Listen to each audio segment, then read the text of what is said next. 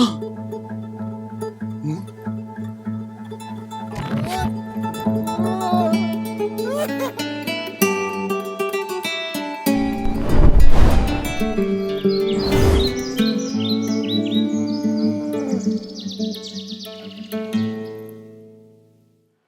everybody.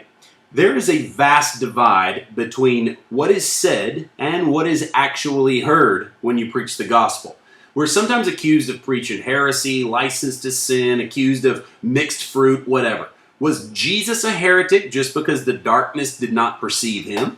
As Peter said of Paul, many of his letters are hard to understand. Does that mean Paul was mixed up just because his listeners were?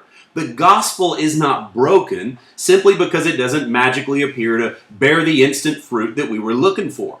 The gospel isn't broken, people are. And people project all sorts of ideas into what you're saying. No matter the clarity or professional articulation skills, none of that is going to fix it. Sometimes, when you preach grace, the religious performance veneer gets removed from someone's life.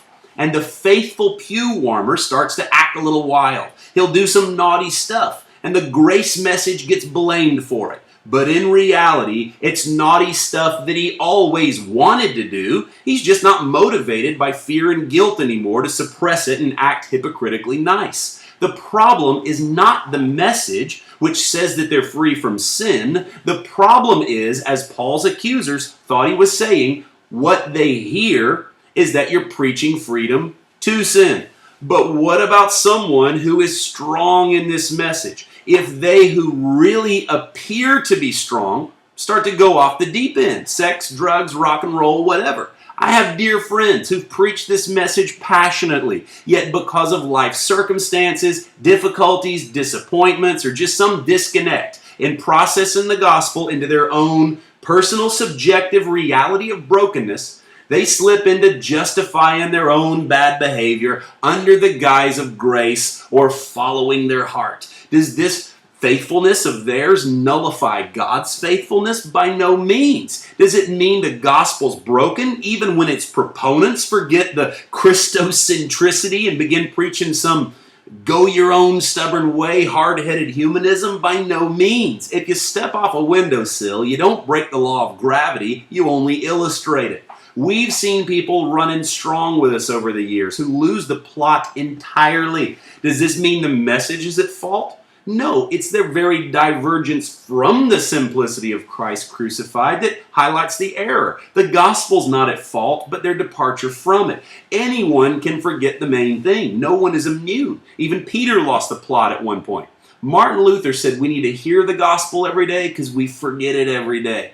Years ago, I said that the finished work message was about to go viral, but that my fear would be that some would see it just as a trend, just like any other charismatic flavor of the month. Oh, now we're into grace. And therefore, if it's just the next thing, it will quickly become discarded when the next thing comes along. And while many adhere to the message for a season because it seems cutting edge, and the whole MO of the prophetic camp is this underlying pressure to always be on the cutting edge with something new, it's really rooted in insecurity.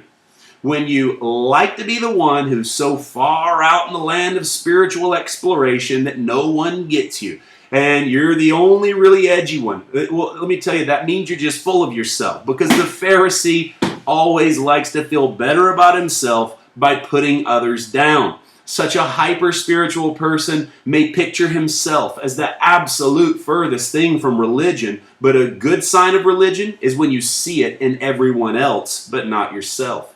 So by conveniently categorizing the gospel or grace as a mere movement, you can conveniently label it, stereotype it, discard it. Once you think you've been there, done that, and moved on.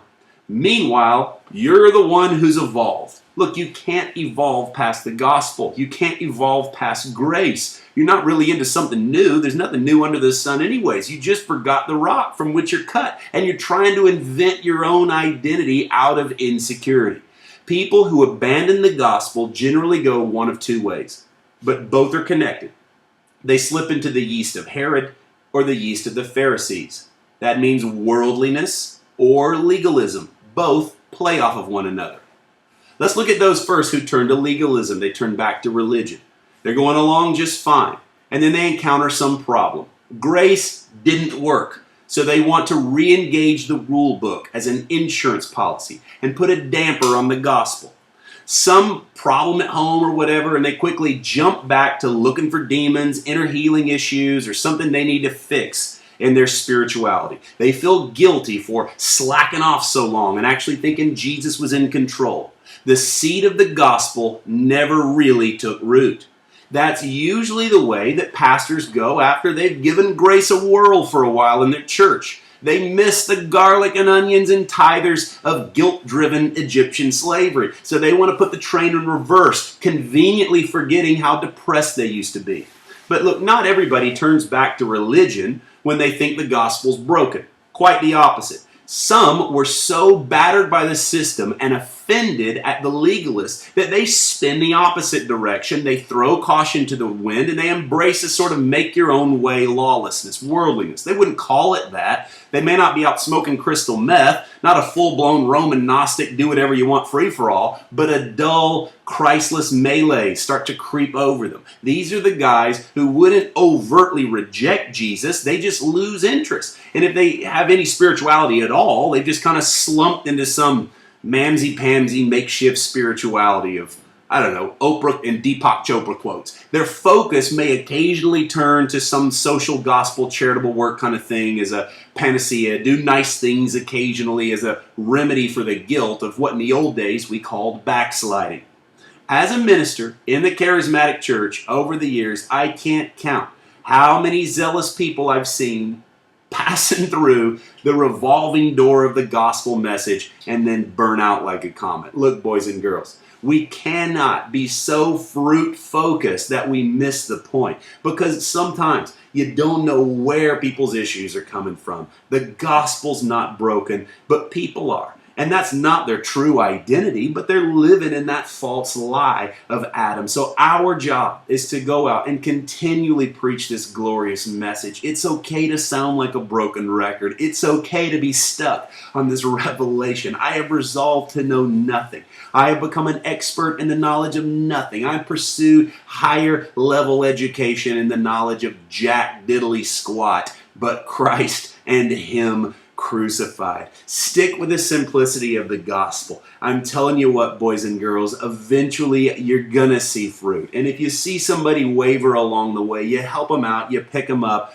but ultimately our trust is in Jesus, not in our fellow man. God bless you guys. Love you guys. See you next week.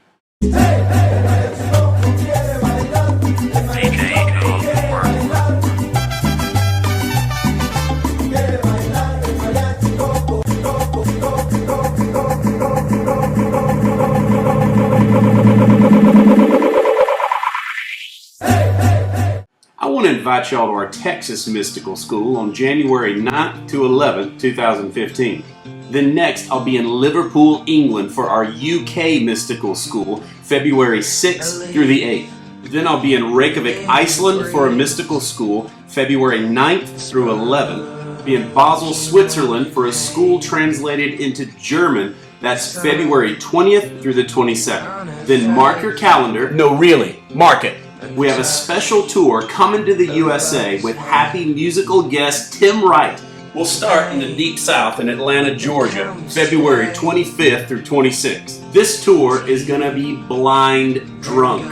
Our next stop will be our East Coast venue, Newport News, Virginia, February 27th through the 28th. And our Midwest stop of the tour will be Kansas City, Missouri, March 1 and 2. We don't even have a name for this tour, it's just blind drunks. And our West Coast stop is in Southern California, March 3 and 4 in Port Hueneme. Tickets are on sale now at thenewmystics.com/tour. Space is limited, so sign up early. Then I'll be back in California, in Northern California, for one of our craziest ones, our Chico Mystical School. That one's going to be March 13th to 15th. Also next spring, I'm in Las Vegas for a mystical school, March 20th through the 22nd. I'm in Colorado for a mystical school in Fort Collins, April 24th through the 26th. Then I'm back in the Dirty South in May in Jacksonville, Florida. It's our first mystical school in Florida in like 7 years. Then off to Chicago for our first ever mystical school there at the end of May. Find all our mystical schools online at thenewmystics.com/schools.